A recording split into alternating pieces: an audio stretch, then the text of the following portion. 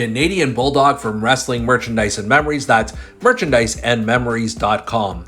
October is Booktober here at Wrestling Merchandise and Memories, and as a result, we are ranking the top 50 wrestling books. In doing so, we looked at the following factors, including how much impact did the book have on the professional wrestling community? Is the book still cited today by wrestling fans and historians? Does it appear to be a fairly accurate account of their career? And does the author use the book to fuel personal grudges?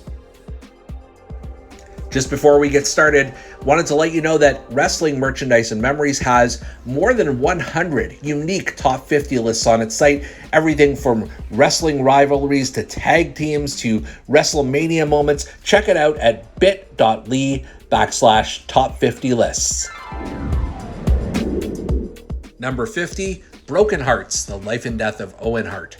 Part biography and part love story. Owen Hart's widow, Martha, wrote about her late husband's tragic demise in this 2004 story. While it is negative towards the Hart family, Vince McMahon, and wrestling in general, Martha is able to show us the side of Owen that was a great father and husband. Number 49, the Pro Wrestling Hall of Fame, Heroes and Icons. One of several Pro Wrestling Hall of Fame books written by Greg Oliver and Steven Johnson, Heroes and Icons was published in 2012 and provides informative biographies on some of the best good guys in the business, including many that aren't often discussed. Number 48, Kayfabe, Stories You're Not Supposed to Hear from a Pro Wrestling Production Company Owner, was written in 2017 by Sean Oliver of Kayfabe Commentaries. This book details some of the craziest wrestling stories out there, including how he cajoles top stars into spilling their guts in a shoot interview, and some where that doesn't quite happen as planned. Number 47, The 3 Count, My Life in Stripes as a Wrestling Referee, is written by former WWE referee Jimmy Korderas. He does a great job in this 2013 autobiography of relaying some tremendous behind-the-scenes stories. Well written and funny to boot, Korderas provides a unique perspective into some major moments from the wrestling business. Number 46, Booker T, My Rise to Wrestling Royalty. The 2015 sequel to Booker T's From Prison to Promise. This book takes a look at Booker T's legendary career, including stops in WCW, WWF, and all points in between. The former king, Booker, has a lot to say in this volume. Number 45, The Eighth Wonder of the World, The True Story of Andre the Giant, was published in 2020 and written by Bertrand Hebert and Pat Laprade. This book attempts to separate fact from fiction about the legendary Andre the Giant. Speaking with wrestlers and friends who knew the WWE Hall of Famer, the book delves into what made Andre so extraordinary in life and in death.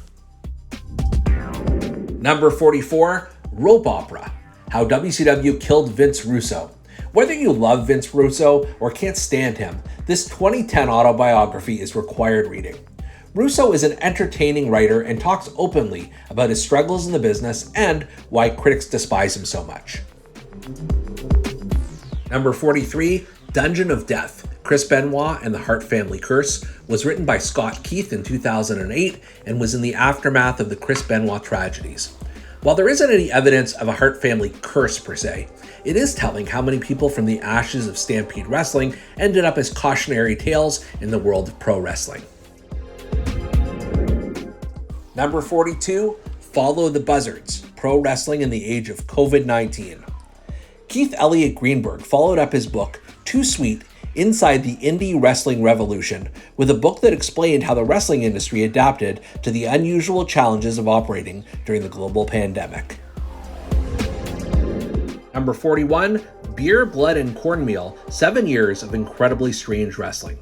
Author Bob Calhoun does a great job documenting his time in Incredibly Strange Wrestling, a wacky promotion based in Southern California in the early 1990s. Number 40, Terry Funk, More Than Just Hardcore. The autobiography of WWE Hall of Famer Terry Funk was published in 2012 and tells the story of a wrestler who has been involved in many different territories and eras over a period of several decades. Number 39, The Pro Wrestling Hall of Fame, The Tag Teams, another Pro Wrestling Hall of Fame book by Greg Oliver and Steven Johnson. This 2005 book focuses on, you guessed it, tag teams. Although they cover the traditional tag teams that many fans think about today, they also cover many forgotten duos from the 1950s and 1960s. Number 38, Mad Dog, the Maurice Vachon story. Written in 2017 by Bertrand Hébert and Pat Laprade, this book delves into the unusual life of WWE Hall of Famer Mad Dog Vachon, a feared grappler in his native Quebec who began with a rough upbringing and even found his way to the 1948 Olympic Games before pursuing a wrestling career. Number 37, McMahon's Messes and Misses, Scandals, Shockers, and Shenanigans in Professional Wrestling. Written in 2022 by our resident wrestling historian, Michael W. Rickard, this book was perfectly timed for the public downfall of Vince McMahon, looking back at different scandals and embarrassments from the WWE owner. Number 36, Crossroads, Gold Dust Out of the Darkness. Written in 2009 by Dustin Rhodes, aka Goldust, this autobiography tells the story of a wrestler trying desperately to escape his famous father's shadow. Once he succeeds, Goldust develops a series of life-threatening issues and setbacks, yet makes his way back to the ring in an inspirational tale. Number 35, Dusty, Reflections on an American Dream. While it's tough to capture the iconic career of WWE Hall of Famer Dusty Rhodes and his legacy in a single book, this 2005 autobiography recalls his legendary run through colorful tales about his many experiences inside and outside the ring. Number 34, Killing the Business, From Backyards to the Big Leagues. The tag team autobiography of Matt and Nick Jackson, the Young Bucks, looks at their lifelong love affair with professional wrestling, which included how they broke many traditional rules to become a top independent tag team and go on to help create All Elite Wrestling. Number 33, Under the Black Hat, My Life in WWE and Beyond, the sequel to Slobberknocker. WWE Hall of Famer Jim Ross talks in this 2020 book about his turbulent WWE runs and relationship with Vince McMahon, morphing into the shocking story of how JR lost the love of his life, Jan, in a freak automobile accident. Number 32, Cheating Death, Stealing Life, the Eddie Guerrero story, was published shortly after Latinos Heat's death in 2005. This book was initially meant to be another in a long line of rehab gone well type stories. However, it demonstrates his courage to persevere and become a better athlete. Number 31, Walking a Golden Mile, is William Regal's 2005 autobiography, which takes you through his unique upbringing, fighting as a teenager in carnivals and coming across the pond to find fame and fortune. Along the way, Regal encounters drug and alcohol issues before managing to turn things around for his family. Number 30, There's Just One Problem. True Tales from the former, one-time, 7th most powerful person in WWE is the literary debut of former WWE head writer Brian Gewirtz, filled with interesting backstage insights on everyone he worked with from The Rock to Vince McMahon. Number 29, The Pro Wrestling Hall of Fame, The Storytellers, is our third entry in the Pro Wrestling Hall of Fame series written by Greg Oliver and Steven Johnson, and it talks about the lost art of storytelling in wrestling, going through some of the unique and unusual tactics needed to build legendary wrestling feuds. Number 28, The Road Warriors, Danger, Death, and the Rush of Wrestling was written by Joe Laurinaitis, aka Road Warrior Animal, and covers the story of the legendary Road Warriors. This biography is more honest than many others, honoring the team's legacy while also being upfront about their downfall. Number 27, Listen You Pencil Neck Geeks, was published just weeks before his 2003 death, with WWE Hall of Famer Classy Freddie Blassie, along with Keith Elliott Greenberg, writing an eye-opening and fun look at one of wrestling's biggest villains. Blassie isn't exactly politically correct, but his pure honesty makes for an interesting book. Number 26, Benoit, Wrestling with the Horror That Destroyed a Family and Crippled the Sport, was published in 2007 as a series of magazine-length essays written by Steven Johnson, Greg Oliver, Heath McCoy, and Irv Mushnick. They all dealt with the Chris Benoit tragedy, but approaching the subject in 4 very different ways. Number 25, Adam Copeland on Edge was written by the WWE Hall of Famer while he was out with a neck injury in 2004, and does an incredible job explaining his early career, with experiences ranging from winning a newspaper contest, to competing on frozen native reservations, to being hired by WWE. Had it captured Edge's entire legendary career, this may have been a top 5 book. Number 24, Crazy Like a Fox, the definitive chronicle of Brian Pillman 20 years later, was written in 2017 by Liam O'Rourke and does a great job telling fans about the extraordinary career of Brian Pillman, which was cut short in 1997 in the midst of a career renaissance. Number 23, Mox. The 2021 autobiography of Jon Moxley was an eye-opener in that it gave wrestling fans an up-close look at the usually quite private wrestling star. He details his rise through the independent ranks, to his break in WWE, right through to his debut in AEW. Number 22, To Be the Man, was one of the most highly anticipated sports biographies when it was released in 2004. This account by WWE Hall of Famer Ric Flair, along with Keith Elliott Greenberg, gives you a complete account of Flair's iconic career. Number 21, Pure Dynamite, The Price You Pay for Wrestling Stardom. Published in 2000, Dynamite Kid Tom Billington's foray into the literary world takes a very dark and sinister edge at times. Having said that, it also serves as a cautionary tale for those who sacrifice their bodies for very little payoff night after night. Number 20, The Squared Circle, Life, Death, and Professional Wrestling. Published in 2013, sports writer David Shoemaker, aka The Masked Man, takes a unique look at wrestling through performers who have passed away before their time. But instead of another book that criticizes the culture of death wrestling lifestyle, Shoemaker attempts to make sense of the mysteries. Number 19 is Wrestling Fixed? I Didn't Know It Was Broken. Was written by veteran wrestling journalist Bill Apter in 2015. This autobiography looks at pro wrestling through a unique lens, as Apter had to make everyone from Andy Kaufman to Hulk Hogan larger than life in order to publish a series of newsstand wrestling magazines that have become lovingly known as the Apter Mags. Number 18, The King of New Orleans, How the Junkyard Dog Became Professional Wrestling's First Black Superstar.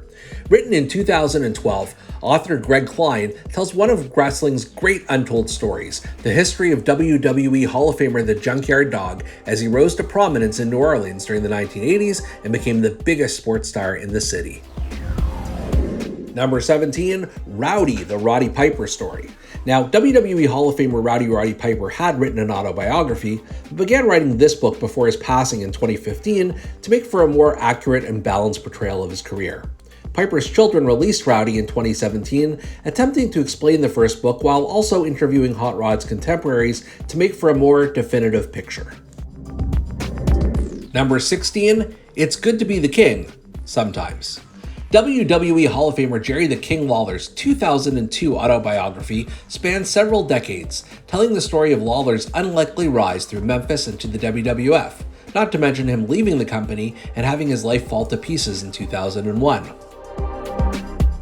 Number 15, The Hardcore Diaries. The third of 4 autobiographies from WWE Hall of Famer Mick Foley, this 2007 book looks at Foley's angle teaming up with Edge for WWE's second One Night Stand pay-per-view.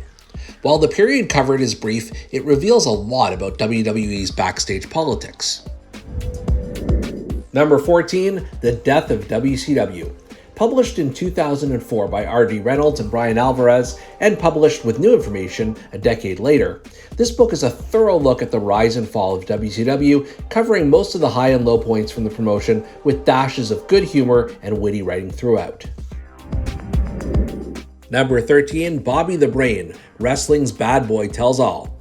WWE Hall of Famer Bobby the Brain Heenan is one of the most original people in wrestling, and this 2002 biography explains why. Heenan is hilarious here, recalling an iconic career. 12. Countdown to Lockdown, a Hardcore Journal. The final of Mick Foley's 4 wrestling biographies, this book is set up much like the Hardcore Diaries. The story centers around Foley's adventures in TNA, leading to a pay-per-view match with Sting and a final world title run. 11. Foley is good and the real world is faker than wrestling. The second of Mick Foley's 4 wrestling biographies is almost 2 books in one. The first half covers the end of Foley's active WWF career, while the second half sees Foley doing in-depth research on special interest groups that criticize pro wrestling. 10. Controversy Creates Cash. One of the most refreshing WWE-produced autobiographies out there, WWE Hall of Famer Eric Bischoff discusses his rise to power in WCW, subsequent downfall, and move to WWE. But the most surprising part is how humble and logical Bischoff comes across while telling his side of this story. Number 9, Hitman, My Real Life in the Cartoon World of Wrestling. WWE Hall of Famer Bret Hart's 2007 autobiography was transcribed from decades of audio tapes he'd recorded while on the road. The result is a comprehensive, candid, and well-written look at the Hitman's career. Number 8, The Best in the World at What I Have No Idea. The third of Chris Jericho's autobiographies, this one looks at his successful 2007 WWE run, mixing in tidbits from his life outside the ring, as well as documenting heated arguments he's had with the likes of Vince McMahon. Number 7, Pain and Passion, The History of Stampede Wrestling. Heath McCoy wrote a comprehensive look at the Stampede wrestling territory and the entire Hart family in this 2007 book. McCoy is both fan and critic of the Harts, and the conflict is what makes this book so readable. Number 6, Nitro, The Incredible Rise and Inevitable Collapse of Ted Turner's WCW, was written in 2018 by Guy Evans and is the most comprehensive book available about WCW, with dozens of interviews and anecdotes never before shared about the inner workings of World Championship Wrestling.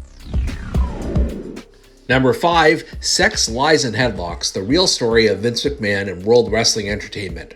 Written by Sean Assail and Mike Mooneyham in 2004, this book is as close as one will get to a mainstream book on the pro wrestling industry. This book follows the McMahon family from humble beginnings to becoming media juggernauts.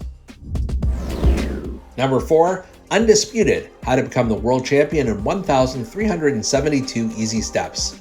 The second Chris Jericho autobiography covers his first full run with the World Wrestling Federation. The run didn't end up going as smoothly as fans would have believed, which makes for an eye-opening and entertaining read.